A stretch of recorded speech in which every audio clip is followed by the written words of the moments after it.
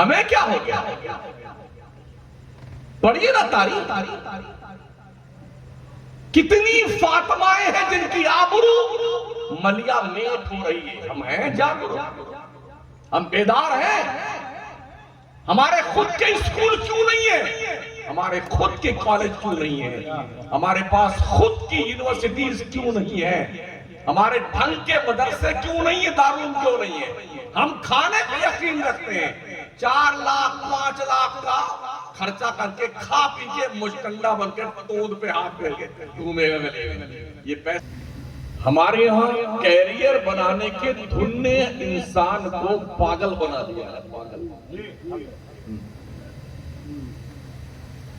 पहली बात तो ये सुन ले, बुनियादी वजह, हमें अपने बच्चियों और बच्चों को कम से कम घर के अंदर ही इतना नबी की आल का और दीन का पासदार और साथ ही साथ उनसे मोहब्बत करने का जज्बे जुनून के दिल में पैदा कर देने की जरूरत है कि इसके अपोजिट उसे कुछ भी एक्सेप्ट करने के लिए कदम उठाते हुए 100 बार सोचना। क्या बात है, सुभान अल्लाह। इस सिलसिले में देखा गया है, बचपन से ही हमारे घर में, उलमा जानते हैं, आप भी जानते हैं, एक बच्चे की सबसे पहली यूनिवर्सिटी मां की गोद होती है। पहला मदरसा मां की गोद होता है। लेकिन जब से ये मोबाइल आया है,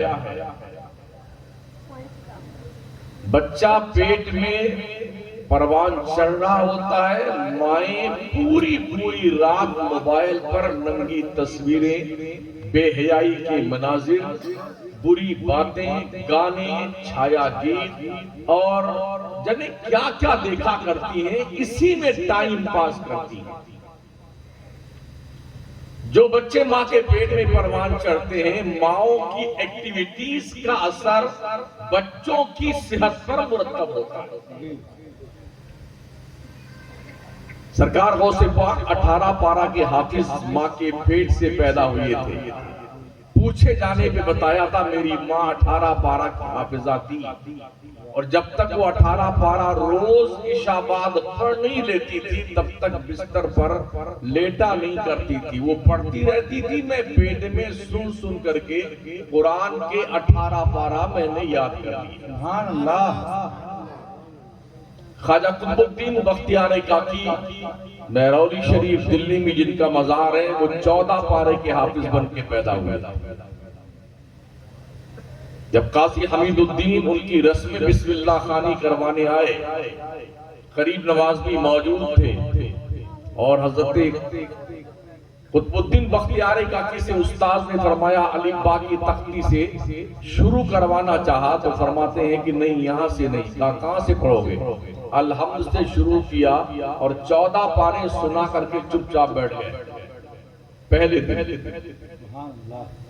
4 साल 4 महीना 10 दिन की उम्र में उस्ताद ने पूछा बेटे कहाँ याद किया तुमने? कहा मेरी माँ 14 पारा की हाफिजा थी और वो रोजाना सोते वक्त तिलावत 14 पारे की करती थी। मैंने माँ के पेट में सुन करके 14 पारे याद कर दिए।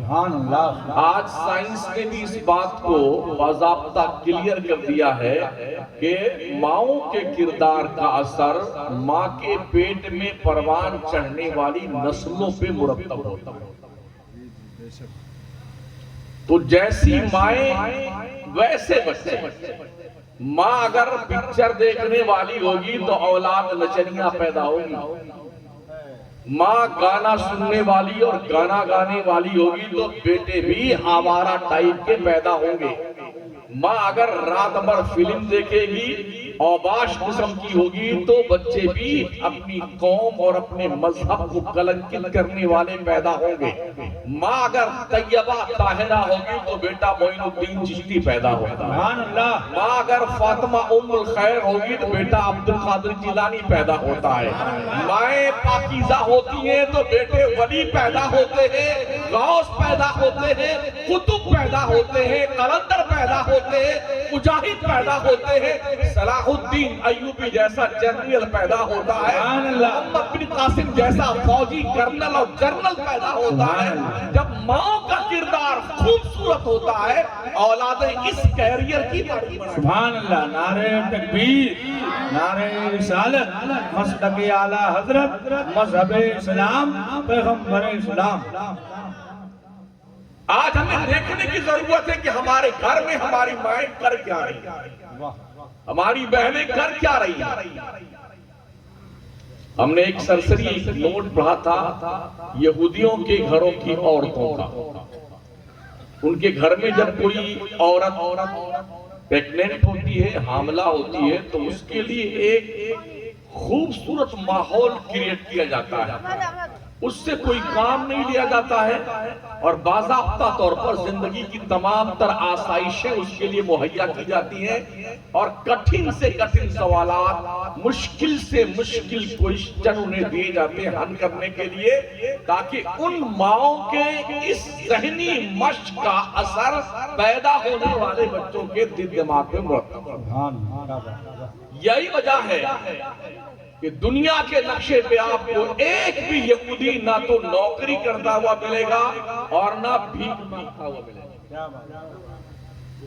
हमारे यहाँ क्या, जिस गली में निकल जाओ एक फौजे जफर मौज है भीख मांगने वालों।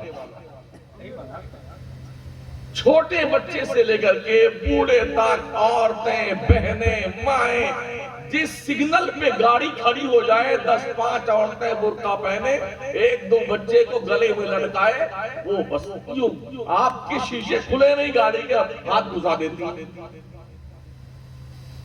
कौमों का ज़हनी इलाज करने की जरूरत है और ये बहुत मुश्किल काम है जिस पर हमारी कौम ने अभी तक ध्यान नहीं दिया।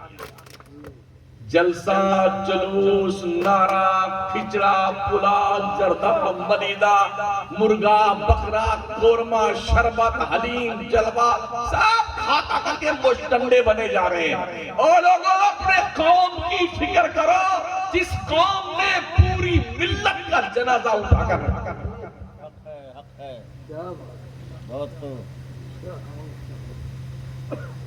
घर से तरबियत कीजिए। एक और मैंने डॉक्टर इकबाल का एक लेख पढ़ा था, यूरोप में तालीम हासिल की थी उन्होंने। कई सालों के बाद फिर एक बार उनका यूरोप जाना हुआ, संडे का दिन था, वो पार्क में घूमने चले गए। बहुत सारे बच्चे खेल रहे थे, अपने अपने पसंदीदा खेल में मुब्तला थे। टहलते रहे, वो टहलते रहे, देखा एक दरख्त के नीचे एक नन्हा सा बच्चा कॉपी और कागज और कलम ये सब लिए बैठा, कुछ लिख रहा है। बहुत छोटा सा बच्चा। आप उसके करीब गए, कहा बेटे आज तो संडे का दिन है, इतवार है, आज खेलने का दिन है, आज तो बाज़ाब्ता तौर पर दौड़ लगाने का, उछलने का, कूदने का दिन है और तुमने आज भी पटरी, पेंसिल और कलम और कागज संभाल रखा है। उस बच्चे ने क्या जवाब दिया था डॉक्टर इकबाल को? कहा सर, दुनिया के नक्शे पे वैसे भी हमारी कौम बहुत मुख्तसर है, अगर हम भी खेल कूद में जिंदगी गुजार देंगे तो हमारी कौम का क्या होगा? डॉक्टर इकबाल ने पूछा बेटे तुम्हारी कौम का क्या नाम है? कहा हम यहूदी हैं, दुनिया के नक्शे पे हमारी कौम बहुत कम है, इसलिए हम पढ़ते हैं ताकि हमारी कौम पढ़ लिख करके ग्रेजुएट बने और हम अपनी कौम के कुछ काम आ सके। डॉक्टर इकबाल की आंखों से आंसू छलक पड़े, या अल्लाह ऐसे बच्चे मुस्लिम माओ की गोद में क्यों नहीं पैदा होते हैं? जिस बच्चे को बचपन में अपने कौम के मुस्तकबिल के ताबनाक बनाने का ये जज्बा गालिब उसके दिल दिमाग पर हो, क्या ऐसी कौम दुनिया में रुस्वा हो सकती है? कुल 80 लाख तादाद है दुनिया के नक्शे पे यहूदियों की और दुनिया में मुसलमानों की तादाद 2.5 अरब है। टोटल इंसानों की आबादी 7.5 अरब है। दुनिया का हर पांचवा व्यक्ति मुसलमान है, ऐसे ही दुनिया का हर पांचवा मुसलमान दलाल और मुखबिर है पुलिस का।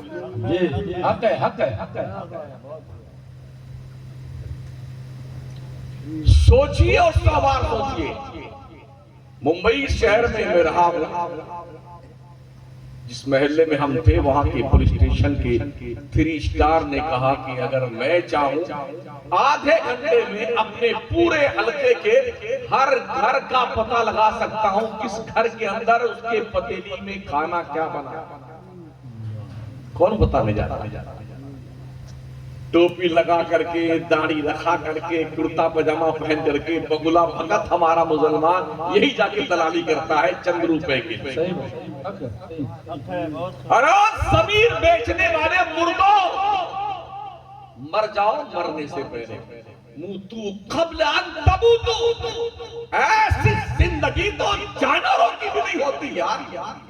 जो कौम हमारी आज कर रही है दलाली। दुनिया इतना सेक्रेट अपना प्लान क्रिएट करती है, कान को भनक नहीं लगने पाती है। एक आदेश जारी होता है नागपुर से और सिर्फ 1 मिनट के अंदर तकरीबन 34-35 करोड़ इंसानों तक मैसेज पहुंच जाता है। कहां बैठे हैं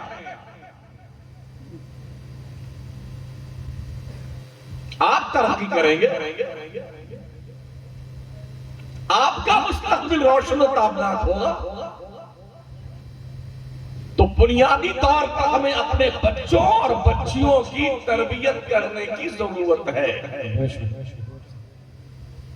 अब इस सूरत में पहली जिम्मेदारी, जब भी कोई शादी करना चाहे तो ऐसी नेक औरत का सिलेक्शन कीजिए जो तुम्हारे बच्चों की एक पाकीज़ा मां बन सके। सुभान अल्लाह। हमारे आका करीम इस्लाम के फरमाने वाली शान का मफहूम है, शादियां 4 वजहों से की जाती है। या तो खूबसूरत औरत देखी जाती है कि बहुत गोरी गोरी औरत है, इससे शादी करेंगे, और हमारी कौम की अक्सरियत इसी पे पगलाई हुई है। या फिर दौलत की बुनियाद पे लोग शादी करते हैं, यहाँ शादी करेंगे तो फटफटियां मिलेगी, हाँ बट वो मोटरसाइकिल बुलेट मिलेगी, या 4 पहिया वाली मिलेगी, मोटी रकम मिलेगी। अरे मंगतो भिखारियों, कटोरा लेके बैठ जाओ अलाउल हक मंडवी के चौखट पर, बहुत मंगते पलते हैं, तुम भी पल जाओगे। इतना गिर गए तो नबी फरमाते हैं या तो दौलत की बुनियाद पे शादी करता है, या फिर हसब नसब की बुनियाद पे शादी करता है। इसका खानदान बड़ा लंबा चौड़ा है, अगर कोई बात आ गई तो कम से कम 50 लठियां हमारी तरफ से आएंगी लड़ने के लिए। और चौथी वजह शादी करने की ये है, दीनदारी की बुनियाद पे शादी की जाए।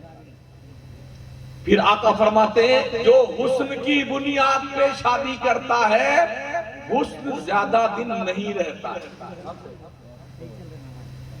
जो लोग दौलत की बुनियाद पे शादी करते हैं, अल्लाह उन्हें मंगता और फकीर बना देगा। ये गैबदा पैगंबर फरमाते हैं। जो हसब नसब की बुनियाद पे शादी करते हैं, आका करीम फरमाते हैं कि अल्लाह उसकी जिल्लत में इजाफा करेगा, और जो दीनदारी की बुनियाद पे शादी करते हैं, अल्लाह उस शादी में बरकतें पैदा। सुभान अल्लाह, सुभान अल्लाह। हुस्न गोरे शक्ल का नाम नहीं है, हाँ एकदम चकाचक ट्यूबलाइट की तरह, इसका नाम हुस्न नहीं है।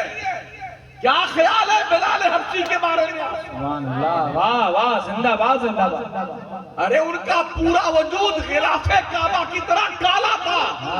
इस्लाम दिल की खूबसूरती देखता है, चेहरे की नहीं। सुभान अल्लाह, वाह वाह, जिंदाबाद। वो बिलाल जो गलियों में घसीटे जाते थे, दिल को मुस्तफा के प्यार की आमाजगाह बनाया। आज कायनात के हर मुसलमान के दिल का बिलाल हिलाले कामिल बन के चमक रहा है। सुभान अल्लाह, सुभान अल्लाह, जिंदाबाद जिंदाबाद। खूबसूरती चेहरे की नहीं होती है, खूबसूरती दिल की हुआ करती है। तो हर मर्द ऐसी औरत से शादी करे कि जिसकी औलाद की उसकी बीवी एक अच्छी वफादार मां बन सके, और हर लड़की और औरत ऐसे शौहर से शादी करे जो उसके बच्चों का एक वफादार जिम्मेदार बाप बन सके। याद रखना, हमारे यहाँ एक धौंस रहती है, माँ बाप ने जबरदस्ती जिसको चाहा जिस खूंटे से बांध दिया।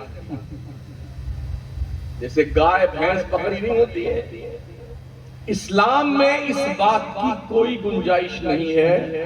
लड़का और लड़की से पूछना कंपलसरी है कि तुम्हारा रिश्ता फलां से किया जाता है। हाँ, अब्बा ने कर दिया, अम्मा ने कर दिया, इस बात का अधिकार माँ बाप को नाबालिग की हद तक होता है। बुलूगत के बाद ये पावर अल्लाह उनसे वापस ले लेता है और बालिग लड़की और बालिग लड़के को दे देता है। क्या बात। यही वजह है जब निकाह का वक्त आता है तो हजरत काजी साहब किबला दामद फयूज़कुमुल आलिया वकील और गवाहों को साथ में लेकर के उम्मे कुलसूम ज़ैनब खदीजा के पास जाते हैं। बेटी, क्या तुमने मुझे अपना वकील बनाया? इतने में अपनी वकालत 2 गवाहों की मौजूदगी में तुम्हारा निकाह फला इब्ने फला के साथ इतने मेहर के बदले में कर दूं। अगर वो ना कह दे, किसी का बाप हाँ नहीं करवा सकता। सही बात, सही। जब वो हाँ कहती है तब निकाह होता है। तो एक बात जो पूरे हमारे हिंदुस्तान में पढ़े लिखे नहीं, कम पढ़े लिखे लोगों के दिमाग में डाली जाती है, वो ये है कि यहाँ मुसलमानों के यहाँ तो बच्चियों को माँ बाप जिस खूंटे चाहते पाते। हमने उन बच्चियों के इंटरव्यू पढ़े हैं जो भागकर गैरों से शादियां करती हैं। वो क्या कहती हैं, हम तो अपने माँ बाप के घर में घुटन महसूस करते। ये पागलपन कहां से पैदा हो? बताता हूं। प्यारे आका सल्लल्लाहु ताला अलैहि वसल्लम के प्यारे दीवार। दूसरी जिम्मेदारी माँ और बाप की क्या बनती है कि अपने बच्चों की परवरिश हलाल रोजी से कीजिए। सुभान अल्लाह, क्या मैसेज। बुनियादी चीज ये है, इसके बगैर आपकी औलादें ठीक नहीं बन सकती हैं। क्योंकि फितने इर्तिदाद असबाबो इलल और उसका हल, इस पर मैं गुफ्तगू कर रहा हूं। तो अर्ज में कर रहा था साथियों कि अपने बच्चों की हलाल रोजी से परवरिश करो। हम तो ये देखते हैं कि लोग निकलते घर से, किसी के गन्ने का खेत लगा हुआ, 2-4 तोड़ लिया, चूसते जा रहे हैं जैसे तेरे बाप ने लगाया। चना का खेत है, इतना उखाड़ लिया, खाते जा रहे हैं। मटर लगी हुई, इतना बड़ा, खाते भी जा रहे हैं। किसी भी शख्स के छप्पर से अगर तुमने दांत में खिलाल करने के लिए तिनका तोड़ा है तो ये फेरे हराम का इर्तिकाब है। ये शहादत कहे उल्फत में कदम रखना है। लोग आसान समझते हैं मुसलमान होना, मुर्गा बकरा और वगैरह वगैरह खाने का नाम मुसलमान है। जी नहीं, टोपी लगाने का नाम मुसलमान नहीं है। हमारे प्रधानमंत्री भी कभी बहुत लंबी लंबी टोपी लगा लेते हैं। कुर्ता पजामा पहनने का नाम मुसलमान नहीं। जितने नेता हैं 1 नंबर झूठे मरदूद, उनसे बड़ा कुर्ता कोई पहनता ही नहीं, कोई मौलाना नहीं पहनता। सही बात। तो कुर्ता पजामा टोपी लगाने का नाम मुसलमान नहीं, दाढ़ी रख लेने का नाम मुसलमान नहीं है। जाके पंडितों की दाढ़ियां 2-2 मीटर की है। मुसलमान किसे कहते हैं? मुसलमान उस कौम को कहते हैं उसको जब देखो अपने मुस्तफा के फरमान की वफादारी में लगा हुआ हो, उसको मुसलमान। सुभान अल्लाह, सुभान अल्लाह। बहुत सीधी सी बात। तो अपने बच्चों की परवरिश हलाल रोजी से कीजिए। अगर किसी ने पतंग लूट लिया, उसकी डोर लूट ली, टोपी कुर्ता पजामा कहीं फट गया, उस डोर से सिल लिया, टाका लगा लिया, उस कुर्ते पजामे और टोपी को लगाकर नमाज पढ़ना हराम है और पढ़ी हुई नमाज का दोहराना वाजिब है। सुभान अल्लाह, वाह वाह वाह, क्या बात। ये इस्लाम है, इस्लाम।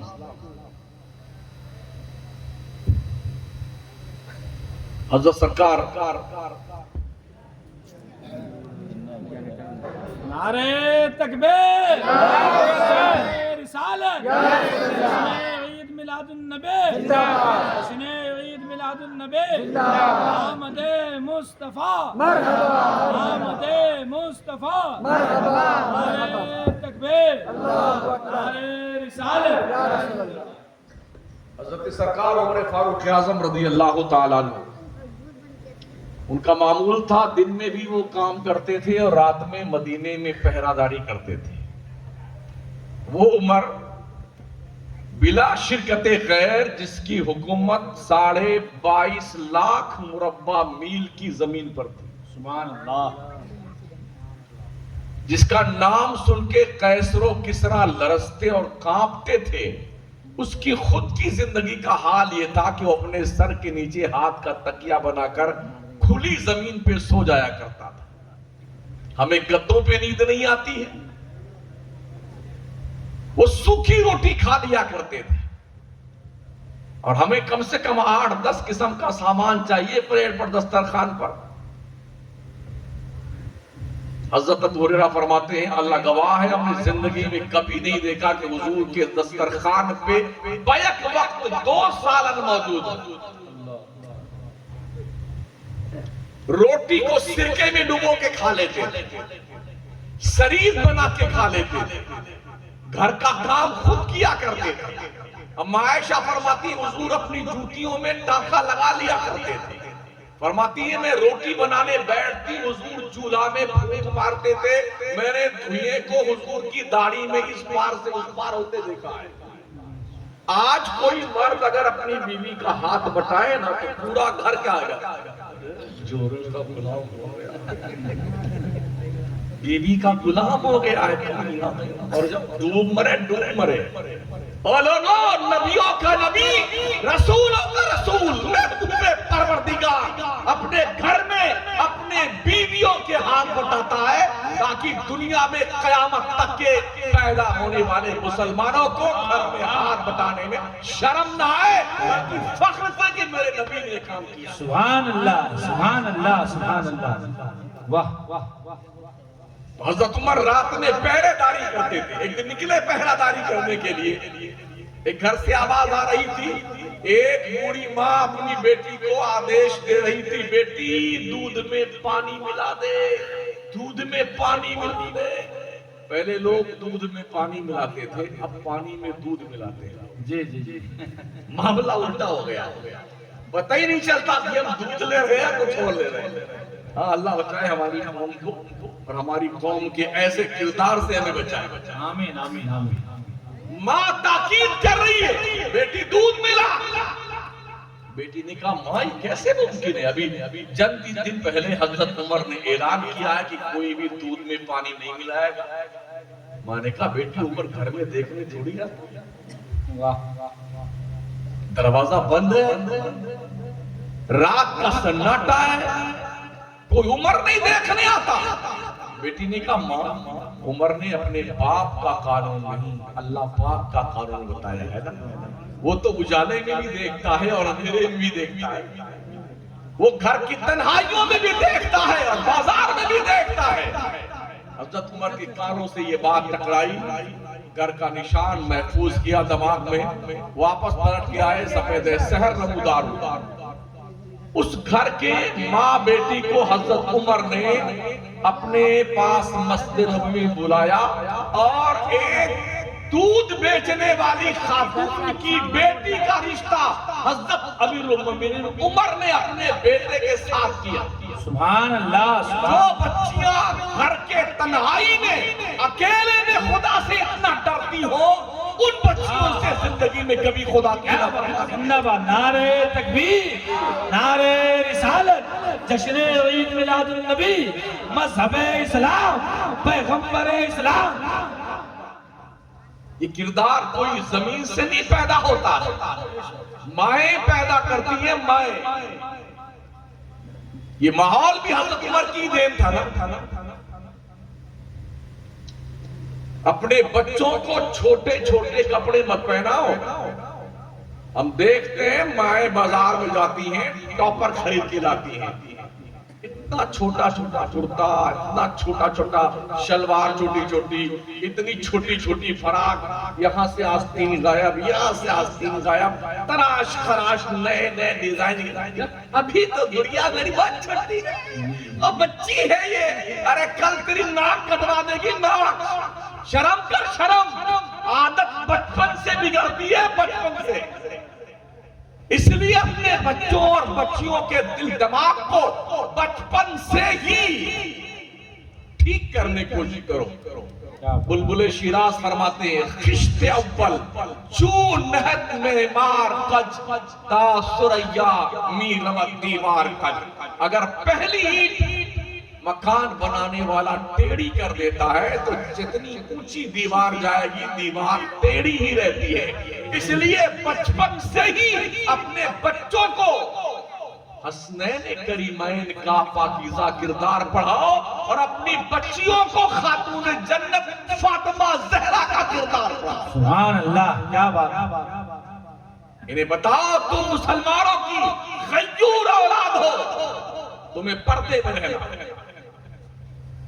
फिर उसके बाद क्या होता है, जब ये तरक्की मस्करी भी जाना होता है तो दोस्तों के हाथों कुछ मिल जाती है। मेरी सकीना बेटी है ना, इसको कम से कम नहीं तो 50 गाने जबानी आते हैं। हाँ, बड़े फायदे से बेटे बोलते हैं। और ये मेरा गुड्डू है ना, इतना बढ़िया बढ़िया डांस करता कि पूछो मत। जब माए इतनी बेगैरत हो जाए और बाप इतना बड़ा बेशरम हो जाए तो आगे चल के ऐसी ही औलादें पूरे खानदान के नाक कटवाया करवाया। कुछ दोस्तों ने बाज़ाब्ता तौर अपने फोटो के कटिंग कटवा करके एल्बम तैयार कर लिया। जाने का इत्तेफाक जब हुआ ऐसे लोगों के यहाँ तो पूरी फाइल लेकर ये एमएलए के साथ मेरा फोटो देखिए ना कैसा लग रहा है, ये मिनिस्टर के साथ है और ये जी सभापति के साथ, महोदय के साथ, ये हमारे इलाके के सीआई साहब के हमारा फोटो ऐसा संभाल के बेटा रखा हुआ है जैसे जन्नत का टिकट ले बैठा है। ओ बेगैरत इंसान, कभी तूने कुरान भी पढ़ा? दिन भर बैठ के अखबार चाटने वालों, मतन बायनस मसदूर हाशिया खा जाने वालों, कभी 10 मिनट तुमने कुरान खोल करके ये जानने की कोशिश की 1450 साल पहले इस्लामी इंफॉर्मेशन जो अल्लाह ने अपने महबूब के जरिए से दी थी, कुरान की